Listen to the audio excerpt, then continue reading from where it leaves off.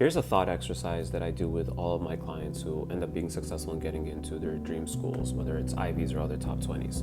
And it's this: if you hand a random person at school who doesn't know you a list of your activities list that you're going to put on the Common App, can they guess what your major will be and what your career will be in the future? At least your major. Let's start there. If the answer is no, then you have a poor activities list. If the answer is yes, then you have a strong activities list. And here's what I mean by that. I don't mean necessarily the impact or how good each extracurricular is, like you were, number one in some Olympiad, or you won some competition, or you did something really crazy. I'm talking about the order and the way in which you describe the activities, because here's the reality. The way you describe your activities list, the vast majority of at least the top half of your activities list has to be coherent, and there needs to be a theme related to all of them. And ideally, that theme is related to the major that you'll ultimately pursue.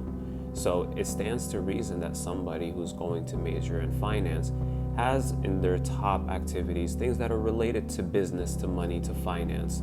Maybe you've taken courses in finance, you've started a business, you've been involved in DECA or FBLA or something like that. A lot of the most impactful and longest time commitments that you put into your activity should be related to what you ultimately want to do. But if somebody looks at it and is confused because your activities are really all over the place in a bunch of different categories, and at least the top most impactful 5 activities there's no real common thread to any of them, then that's a major red flag to universities, because when they're looking, especially AdComs, when they're looking at your application, they're spending a couple minutes, maybe 5, 10, maybe on a really good day 15 minutes, but really 10 at best. They're trying to get a quick sense of who you are, like the 1 to 2 liners on who you are as an applicant.